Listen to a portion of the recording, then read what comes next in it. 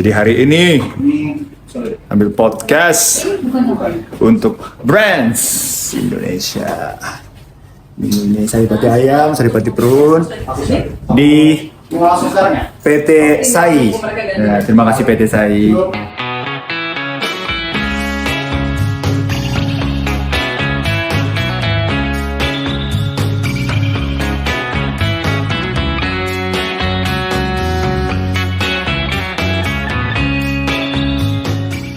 Setelah selesai acara ulang tahunku, tanggal 9 Maret, minggu ini juga lumayan sibuk karena aku bikin podcast dan juga ada beberapa meeting dan juga tampil di radio Jepang.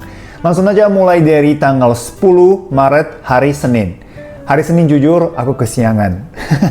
Karena satu hari sebelumnya aku bikin acara Hiroaki Kato Communication Club dan itu lumayan capek dari persiapan hari H dan sampai selesai. Setelah selesai juga, aku masih ngobrol sama teman-teman dan feedback untuk acara Hiroaki Kato Communication Club dan juga aku posting untuk ulang tahunku dan juga balas-balas komen dan juga postingan atau story yang teman-teman udah masukin posting gitu. Jadi aku kesiangan seharian di depan laptop, aku balas email dan balas komen-komen yang udah masuk. Terima kasih teman-teman yang sudah nulis ucapannya di sosial media dan sampai saat ini kayaknya ada beberapa message yang belum sempat aku balas. Mohon maaf, nanti habis ini aku pasti balas semua message yang udah masuk ke sosial media aku. Dan sangat terima kasih teman-teman yang sudah ucapin dan ada banyak message yang membuat aku termotivasi lagi untuk berkarya di sini untuk usia 42 tahun ini. Semoga tahun ini juga menjadi tahun terbaik buat aku dan juga kamu. Tanggal 11 Maret hari Selasa, jam 8 malam ada International League sepak bola di Senayan Lapangan C. Nah, aku ikut Jakarta Japan Club yang seperti aku udah ceritain di video-video sebelumnya.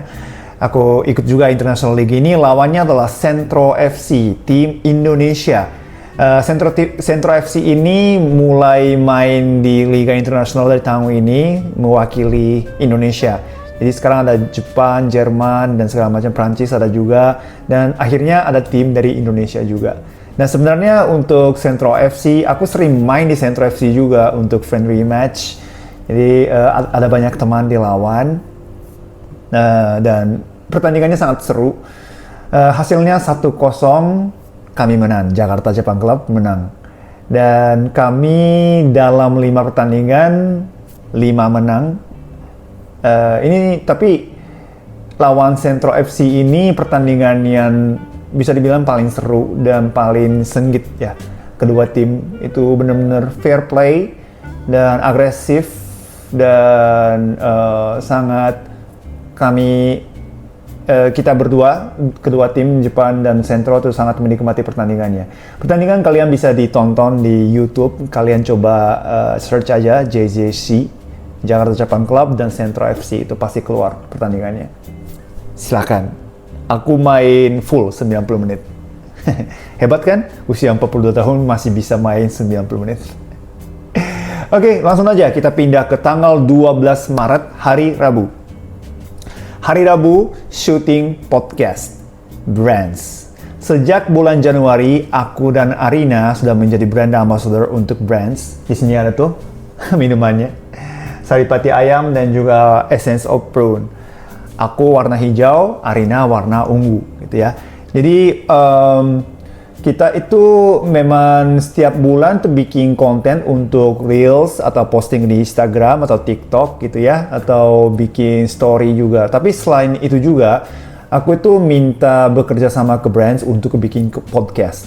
Karena sejak lama, emang dari dulu, aku itu pengen bikin podcast. Dan aku itu sudah pernah bikin konten podcast di YouTube aku, Hiroaki Kato YouTube channel.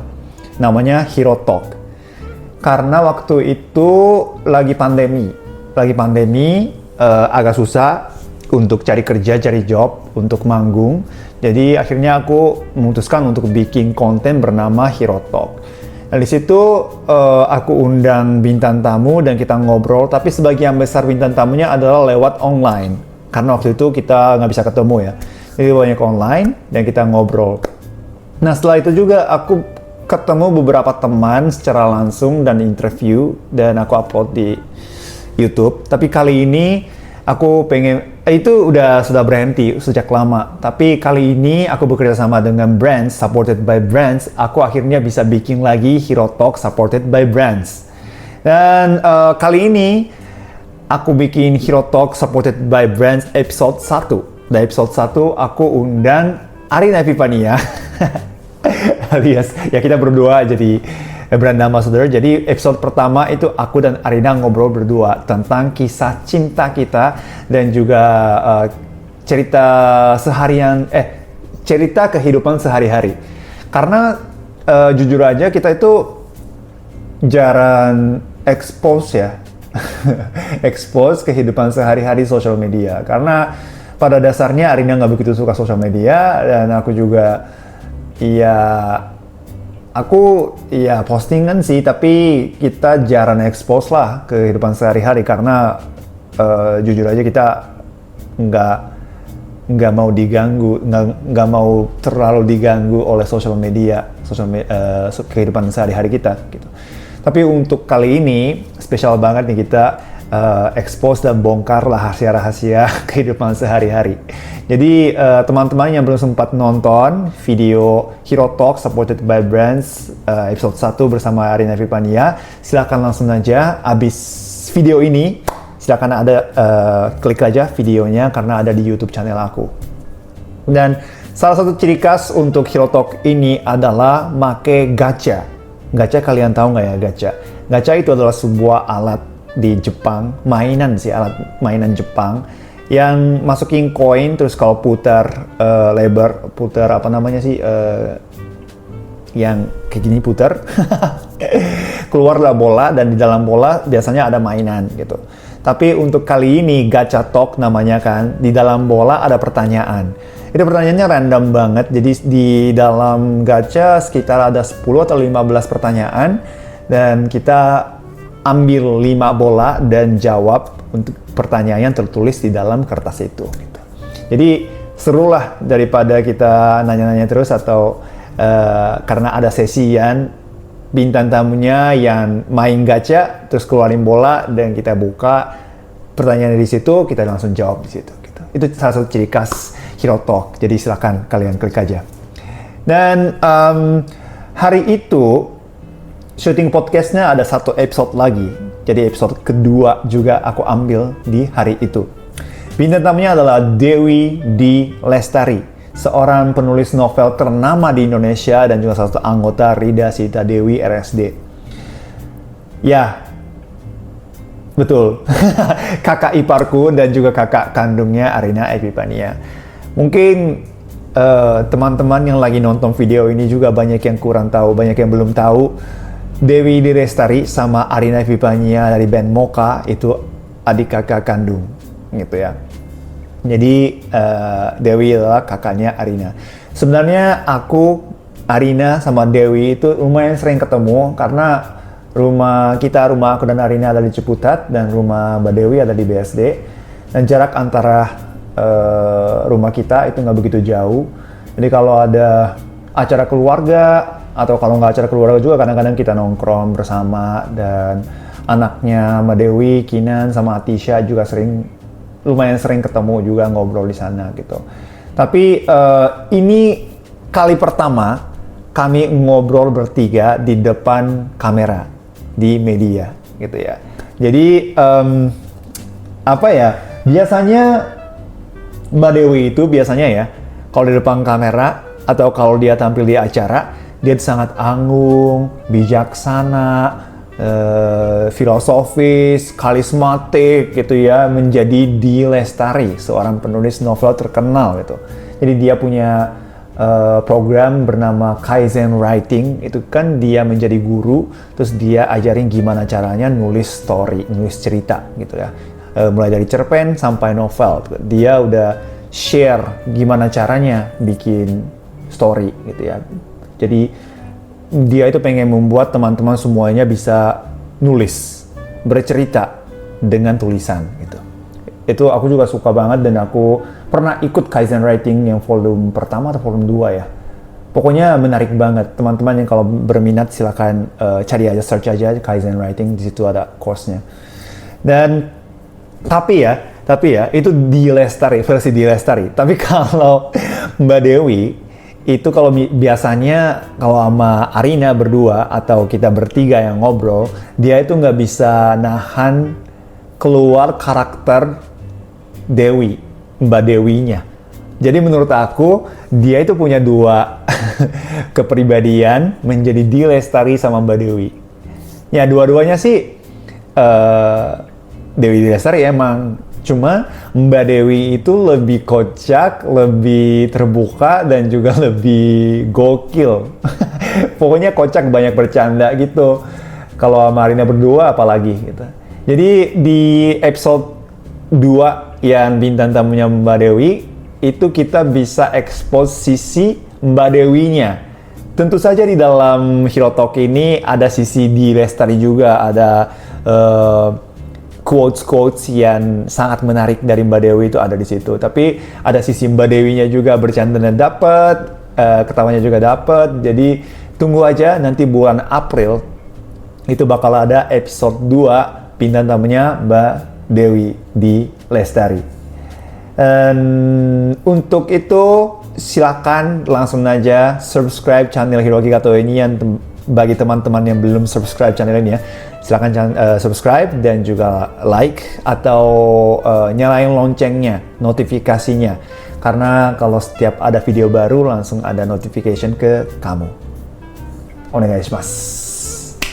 Dan setelah selesai ngobrol di Hero Talk, aku dan Arina naik mobilnya Mbak Dewi, terus kita pulang ke BSD, rumahnya Mbak Dewi, terus kita makan malam bersama sama Kinan dan Atisha juga di situ, dan kita ngobrol after talk lah ya, setelah Hero Talk, gimana kesannya, dan terus kita habis makan, lalu aku dan Arina balik ke rumah.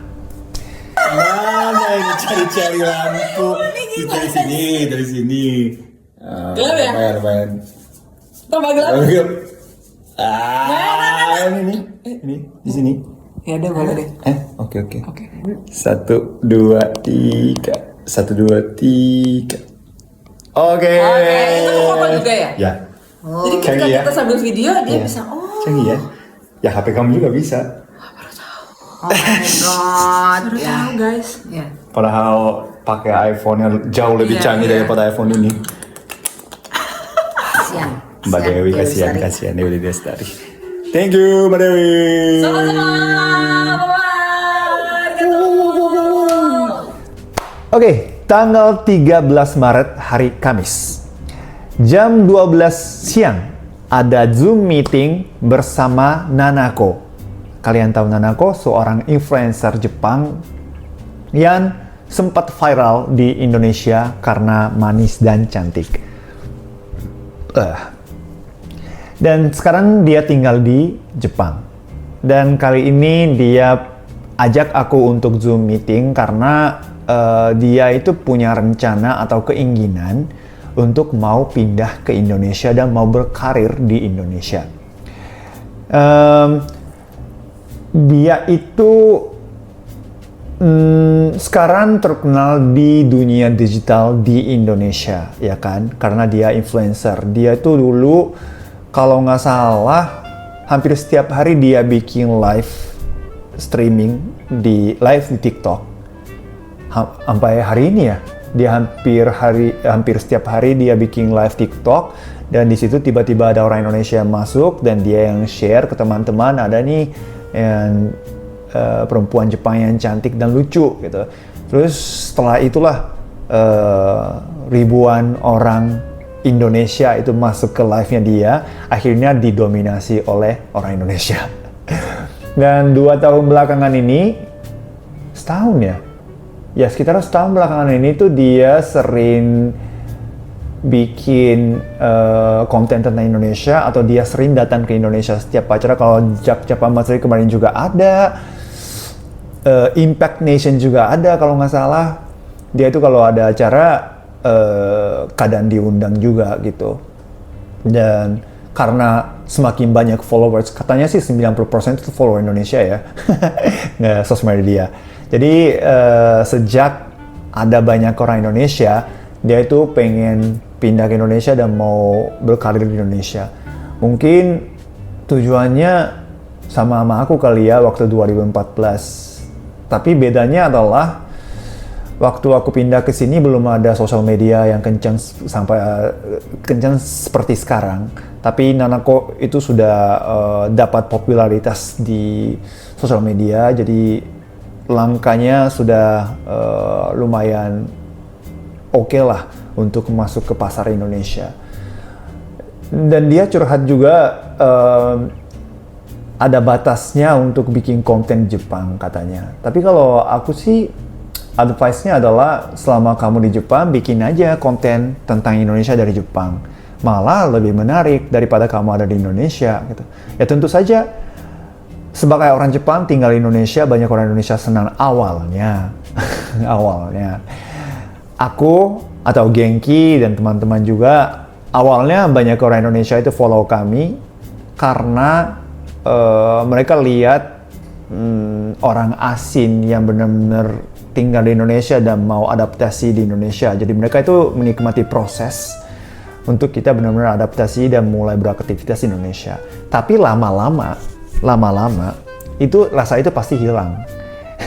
Karena banyak orang Jepang yang baru muncul di sosial media, yang mereka baru mulai belajar bahasa Indonesia, atau mereka masih di Jepang tapi berminat ke Indonesia. Nah, teman-teman Indonesia itu banyak yang lebih suka orang yang seperti itu daripada orang Jepang yang sudah lama di Indonesia. Maksudnya bukannya lebih suka, tapi sudah sangat terbiasa ya lihat aku atau Genki bikin konten tentang Indonesia gitu.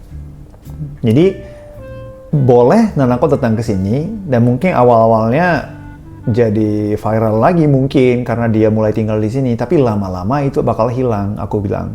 Itu jujur aja iya. Karena makin terbiasa ya makin jadi biasa. Hal-hal di Indonesia yang dia ngalamin tuh makin jadi biasa gitu, karena itu menjadi sehari-hari. Seperti aku yang sekarang gitu. Jadi aku advice juga sih, jadi suka dukanya hidup di dunia entertainment di Indonesia gitu ya. Soal uang juga, finansial juga iya, dan karena dia gara-gara dia sukses di sosial media, tapi generasi-generasi berikutnya juga bakal ada orang seperti Nanako yang sukses di sosial media, cantik, lucu. Itu kan jujur aja di dunia ini kan banyak banget yang cantik dan lucu ya. Nah apalagi teman-teman Indonesia kan, laki-laki Indonesia kan suka cewek Jepang yang imut gitu kan. Dan emang banyak banget. Jadi pasti ada saingannya banyak. Nah aku ceritain semuanya dengan jujur. Dan selama aku udah 10 tahun jalanin karir entertainment di Indonesia, ya pasti ada suka dukanya. Jadi aku share semuanya ke dia lewat Zoom. Tapi ya semuanya tergantung dia sih ya. Keputusannya bakal diambil oleh dia gitu ya. Jadi aku kasih informasi aja yang dengan jujur dan tinggal dia yang memilih jalan hidup dia. Semoga sukses untuk kedepannya Nanako. Kamu memilih tinggal di Indonesia atau tinggal di Jepang ya terserah, tapi tetap pantang menyerah, tetap berjuang, dan semoga sukses di jalan yang kamu milih. Tanggal 14 Maret hari Jumat. Tanggal 14 Maret hari Jumat ini adalah satu hari yang sangat panjang. Karena aku bangun subuh jam 4.30. Selamat pagi, ini sekarang jam 4.15 pagi dan ini aku lagi standby untuk tampil di sebuah program radio di Jepang namanya Tokyo Crossing, Tokyo United, dan di dalam Tokyo United itu ada segmen Tokyo Crossing. Jadi penyiar radio dari Jepang yang terkenal namanya Jong Kabirasan. Itu nanya-nanya tentang keadaan luar negeri. Dan salah satunya adalah Indonesia, dan aku adalah seorang reporter dari Indonesia, dan ini lagi standby untuk tampil di Tokyo Crossing itu. Ngantuk sih. Tapi teman-teman yang ikut puasa itu kan hampir setiap hari bangun jam segini, terus makan dulu lalu tidur lagi kan. Hebat ya kalian ya, luar biasa. Oke, doain semoga lancar habis ini. Thank you. Dari jam 4.40 pagi, aku standby untuk tampil di radio Jepang bernama J-Wave. J-Wave adalah 81.3 FM di Tokyo. Dan itu radio station yang sangat besar di Jepang dan sangat punya pengaruh yang besar. Dan emang sebelum aku datang ke Indonesia juga, aku sering dengar J-Wave karena aku suka banget DJ host yang di radio J-Wave itu sangat enak didengar. Jadi aku suka banget. Sekitar 2 bulan sekali aku tampil di acara J-Wave ini namanya Tokyo Crossing sebagai reporter dari Indonesia. Jadi setiap kali ada tema dan sesuai dengan tema aku report dari Indonesia dan keadaan Indonesia itu kayak gimana gitu. Tema hari itu adalah International Marriage, pernikahan internasional. Jadi aku banget kan, aku jelasin tentang prosedur pendaftaran pernikahan untuk kedua negara Jepang dan Indonesia, atau perasaan menikah dengan orang asing itu kayak gimana, kehidupannya bagaimana, atau cara komunikasinya apa. Nah mereka nanya sehari-hari pakai bahasa apa sih gitu. Karena aku dan Arina sedikit saja bisa bahasa Jepang, jadi biasanya sehari-hari itu kita pakai bahasa Indonesia. Jadi aku ceritain tentang itu juga, ada suka dukanya, atau apa sih membuat berjalan lancar pernikahan internasional itu. Mungkin poinnya adalah karena betapa mahir pun ya bahasa Indonesia seperti ini, betapa jago pun, tetap aja aku nggak bisa sampaikan 100% apa yang aku pengen sampaikan. Mengerti kan menurut aku? Karena bahasa Indonesia ini adalah bukan bahasa ibuku. Jadi ini juga nih, bikin konten seperti ini, weekly monologue ini juga, kalau aku pakai bahasa Jepang mungkin bisa lebih bisa sampaikan kejadian-kejadian dalam 1 minggu dengan lebih seru atau lebih lucu mungkin. Tapi karena bahasanya masih terbatas yang seperti ini, jadi kadang kaku dan salah juga ngomongnya gitu. Ya di sehari-hari juga sama. Ada sesuatu yang aku pengen sampaikan ke Arina, tapi di dalam otakku pengen bikin kalimat yang sempurna tapi nggak bisa gitu. Sepatah dua patah kata, patah-patah jadi kata-katanya atau kosakatanya juga salah, atau aku bikin kalimat dan sampaikan ke Arina tapi ternyata itu tidak disampaikan sesuai dengan harapan aku atau sesuai dengan maksud aku. Kan sering terjadi ya. Jadi salah satu kunci untuk jalanin lancar international marriage adalah harus saling berusaha untuk mengerti satu sama lain. Mungkin pakai bahasa yang sama, kesadaran itu yang untuk memahami lawan itu sedikit berkurang karena kita sama-sama pakai bahasa ibu sendiri gitu. Tapi kalau untuk aku itu masih susah, dan Arina juga mengerti itu. Jadi Arina juga selalu berusaha nangkap maksud aku, atau dia selalu kasih advice untuk bahasa Indonesia juga. Dia guru bahasa Indonesia aku juga gitu kan. Jadi kesadaran itu sih yang saling mengerti satu sama lain itu sangat penting. Dan gara-gara kita bahasa ibunya berbeda, budayanya juga berbeda, background juga berbeda, jadi kesadaran itu sangat tinggi. Itu membuat communication kita sangat lancar menurut aku. Nah itu aku ceritain seperti itu di radio J-Wave. Dan ditanya juga perasaan gimana. jalani 6 tahun pernikahan dengan orang Indonesia sama Arina Epifania? Itu jawabannya adalah sangat bahagia. Sangat bahagia, itu jujur. Dan aku sangat menikmati hidup di Indonesia. Emang dari dulu aku menikmati di Indonesia sih. Sejak aku pertama kali datang ke Indonesia untuk exchange di Yogyakarta di UGM, ya aku sangat menikmati kehidupan di Jogja. Dan gara-gara aku hidup di Jogja, aku benar-benar jatuh cinta sama Indonesia karena orangnya, atau karena rhythm kehidupannya, atau cara pikir yang sangat positif, atau ya kebaikan-kebaikannya aku terima dari teman-teman Indonesia. Aku langsung jatuh cinta, dan sampai saat ini aku tetap menikmati itu. Tapi setelah aku menikah sama Arina Epifania, istriku, itu kenikmatan itu ganda, 2 kali lipat, 3 kali lipat, menjadi sangat bahagia. Ya, karena ada dia yang selalu menemani aku dan selalu mau bantu aku di sini gitu. Ya, aku sangat bersyukur tentang itu. Terima kasih banyak Arina, dan terima kasih banyak teman-teman yang selalu baik sama aku. Setelah tampil di J-Wave, aku istirahat sebentar, tidur sebentar.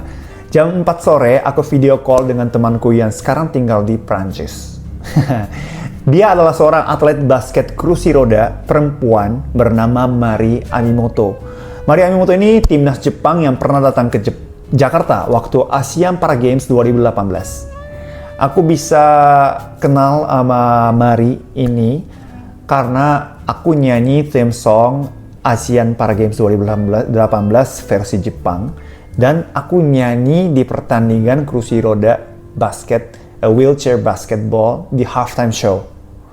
Jadi aku kenalnya di situ, aku habis nyanyi ngobrol sama dia dan dia pertandingan. Aku nyanyinya di final kalau nggak salah, halftime. Dan banyak supporter Jepang juga waktu itu. Jadi mereka yang sangat menikmati versi Jepangnya di situ. Aku kenal di situ.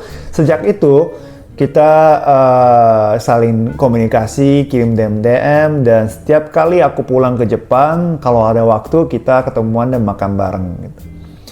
Dan sejak bulan Januari 2025, si Mari Amimoto-san ini itu memutuskan untuk main di Liga Prancis. Hebat ya. Hebat Liga Prancis. Dan kami sharing story, cerita-cerita, aku nanya-nanya tentang keadaan di Prancis dan gimana caranya communication dengan teammate-nya dari Prancis, karena dia tuh sama sekali nggak bisa bahasa Prancis. Lagi belajar, tapi bahasa Prancis kan sangat susah ya. Jadi dia bisa sedikit-dikit bahasa Inggris, jadi dia pakai bahasa Inggris dan juga lagi belajar bahasa Prancis katanya. Tapi dia itu gabung ke mix team, ada cowok dan ceweknya di satu tim. Luar biasa ya. Jadi kadang-kadang wheelchair basket kan 5 orang yang tampil di court ya, di lapangan, dan sering banget dia satu-satunya cewek yang ada di lapangan gitu. Itu hebat banget sih. Ya, aku salut banget, dan tantangan atau challenge Marisan kan sudah bisa dibilang posisinya sangat aman di Jepang gitu loh. Udah setiap kali kalau ada timnas pasti dia masuk, dan dia adalah ace, pemain yang sangat penting dan pemain kunci di timnas Jepang selama 15 tahun ini. Jadi posisi dia itu sangat aman, tapi dia masih menantang untuk mengasah kemampuan dia, dan makanya dia itu pindah ke Prancis. Dan kayak challenge seperti itu tuh selalu membuat aku termotivasi. Yang harus challenge lagi dengan usia ini juga gitu. Jadi aku selalu senang banget dengar cerita dia, dan aku berdoa semoga Marisan sukses di Prancis. Katanya sih tinggal 3 atau 4 pertandingan lagi di Prancis. Habis itu dia rencanakan mau pindah ke Australia katanya. Aktif banget, hebat banget. Tapi pokoknya selalu sukses dan jangan sampai cedera ya. Rest well dan semangat. Dan malam itu juga aku ke resto Spanyol bernama Pelambi yang ada di Rukan Permata Senayan. Kalian tahu kah tempatnya? Dan ada perkumpulan Pisces.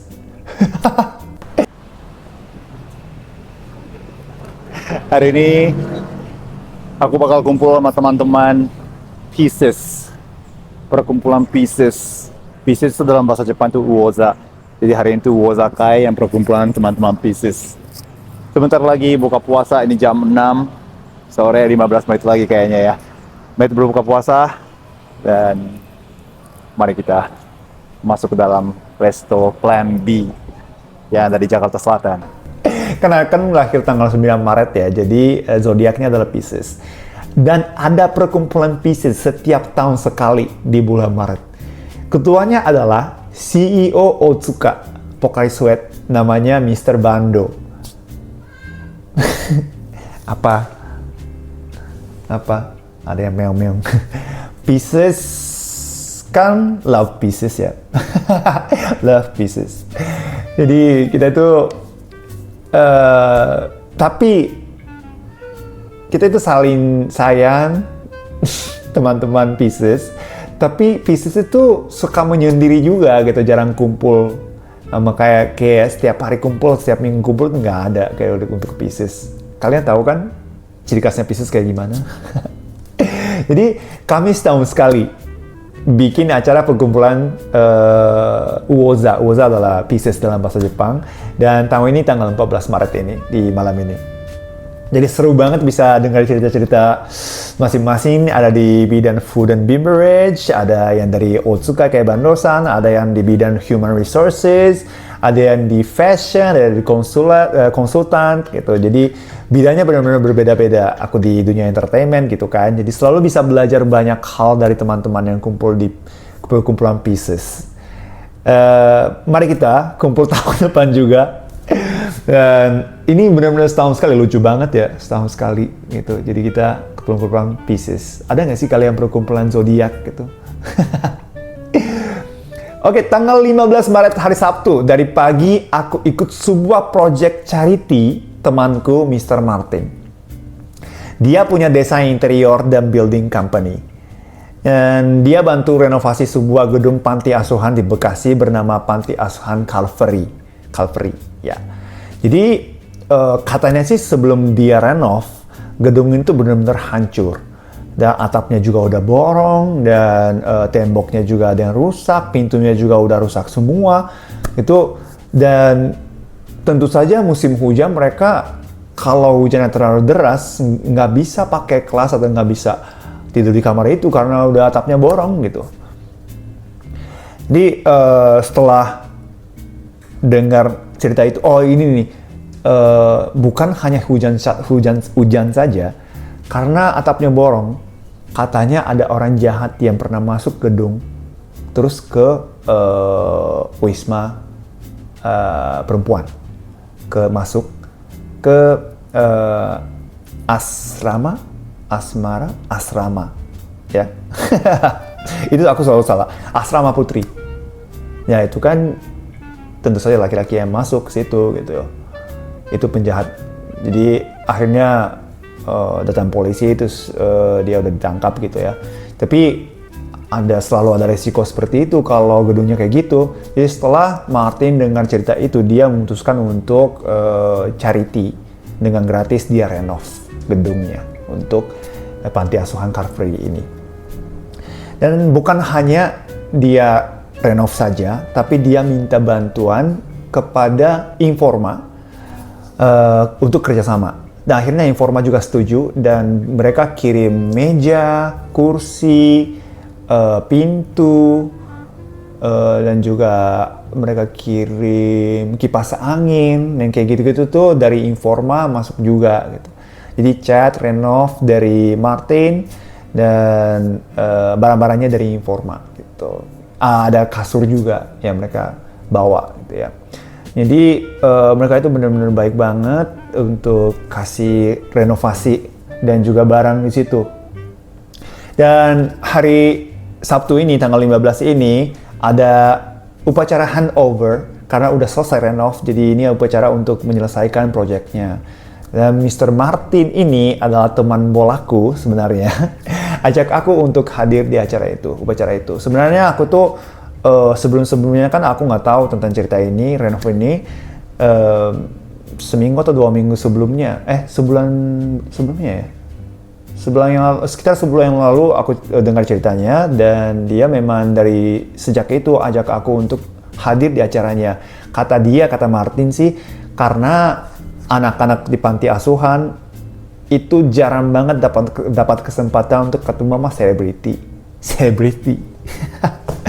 Pokoknya orang entertainment lah katanya. Jadi kalau aku Hiroaki Kato yang hadir di situ bisa menjadi kenangan yang indah buat anak-anak, kata dia. Dan aku sendiri itu selalu merasa kurang terkenal ya untuk bintang tamu seperti itu. Tapi Mr. Martin, ya temanku yang bilang seperti itu, jadi aku memutuskan untuk hadir untuk acaranya.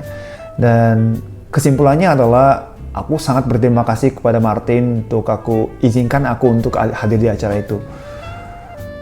Bagus banget upacaranya. Jadi dari penyambutannya sudah ada tarian dari mereka, nyanyian dari mereka, dan kata-katanya dari Martin juga sangat mengharukan. Dan sebelum aku sumbang 2 lagu ya waktu itu aku nyanyi, anak-anak menyatakan impian atau mimpi mereka saat ini. Ada berapa anak ya? 30 atau lebih ya, 40 anak ada di situ. Satu persatu mereka menyatakan impian mereka. Dan aku sangat terharu dengar itu. Mereka itu masing-masing punya impian yang sangat bagus. Ada yang pengen jadi pemain bola, ada yang pengen jadi pemain basket, ada yang pengen jadi astronot, ada yang pengen jadi pendeta, ada yang pengen jadi guru, dosen, dan segala macam.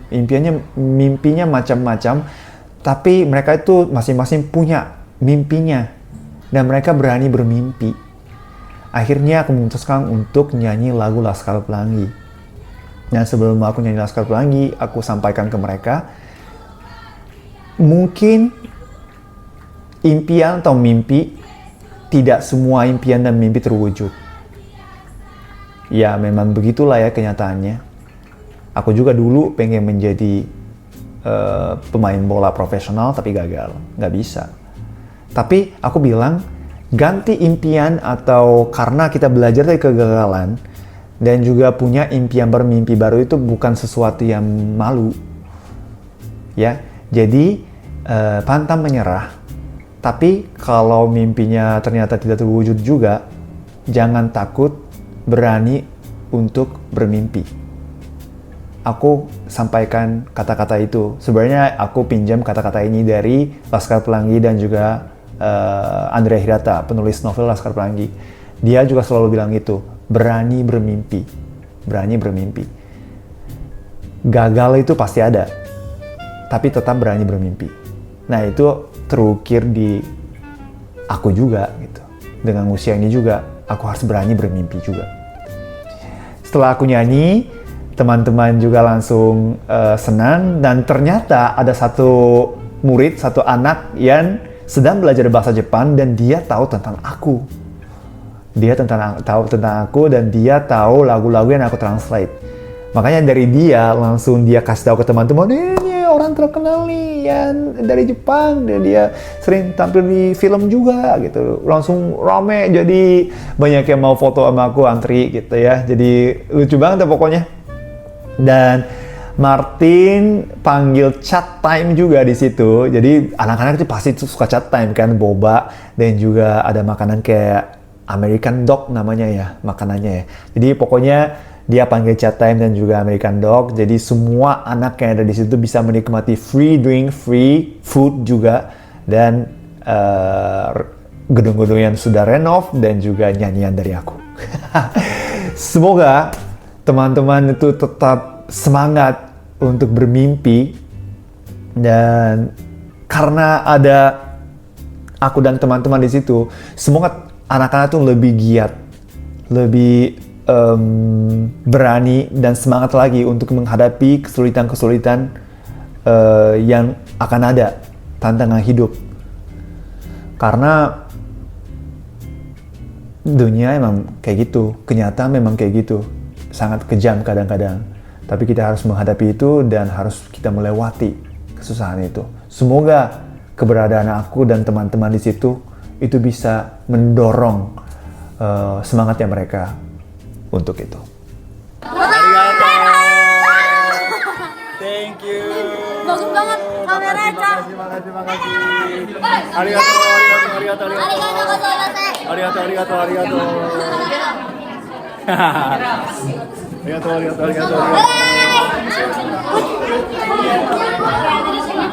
Bye. Jangan kamera, Cak. Bye. Arigato.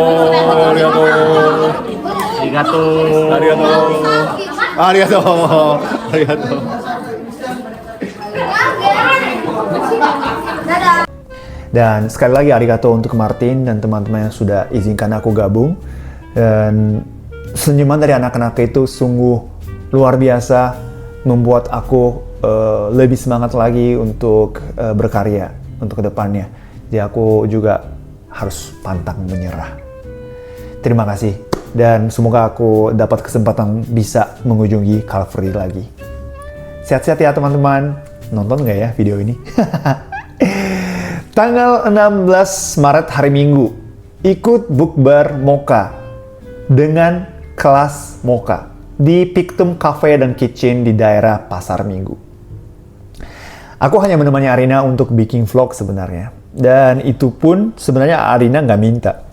Cuma aku sendiri yang pengen dokumentasi dan bikin vlog, bikin reels buat Arina gitu ya. Dan kelas Mocha adalah perkumpulan fans Mocha yang bisa main alat musik atau nyanyi. Jadi sebenarnya fanbase Mocha itu ada selain kelas Mocha, namanya dulu Swinging Friends. Tapi sekarang Mocha Friends kalau nggak salah. Jadi mereka itu terbentuk fanbase seperti itu. Tapi di dalam fanbase itu ada lagi kelompok namanya kelas Mocha yang bisa main alat musik dan bisa nyanyi. Jadi mereka itu rutin setiap minggu, hari Minggu sekali, setiap minggu sekali, hari Minggu biasanya. Mereka kumpul di Taman Menteng, kalau kelas Mocha Jakarta ya. Latihan, jadi bawa alat musik masing-masing, mereka latihan lagu-lagu Mocha di situ. Hebat kan? Punya fanbase seperti itu. Dan sampai mereka pernah tampil di sebuah acara diselenggarakan oleh Tompi.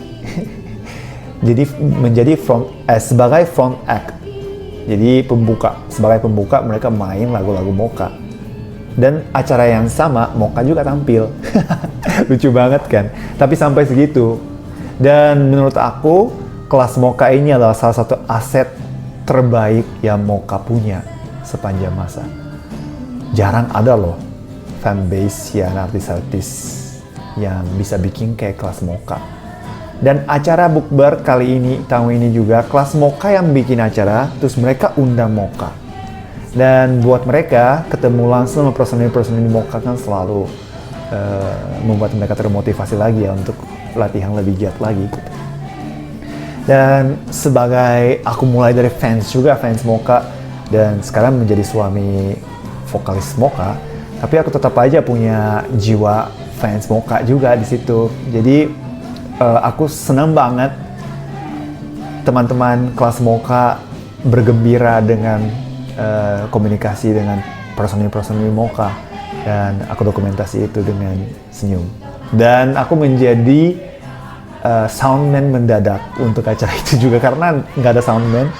Mocha tiba-tiba mendadak harus tampil juga di situ, jadi aku menjadi soundman dan atur soundnya karena aku pengen sampaikan lagu musik Mocha dengan keadaan sebaik mungkin gitu, yang ku bisa handle. Semoga untuk kedepannya juga tetap solid kelas Mocha atau Mocha Friends dan personally Mocha. Semoga selalu menginspirasi kami semua, kita semua lewat karya-karyanya. Sekian, terima kasih banyak. Aku udah ngomong banyak banget, 40 menit. Aduh. Terima kasih teman-teman yang selalu nonton weekly monolog ini. Semoga menginspirasi kalian semua. Jangan lupa like, share, atau teman-teman tolong komen dong kalau kalian udah nonton. Pertanyaan boleh, atau advice juga boleh. Kalau ada sesuatu yang bisa nulis, silakan nulis di komen. Dan jangan lupa subscribe juga dan nyalain loncengnya. Nanti bakal ada notifikasi setiap kali ada video baru. Oke, minggu depannya juga pasti seru. Kejadian-kejadian di dalam 1 minggu. Jangan lupa subscribe channelnya. Sampai bertemu lagi di konten berikutnya. Nama saya Hiroaki Kato. Mata nih.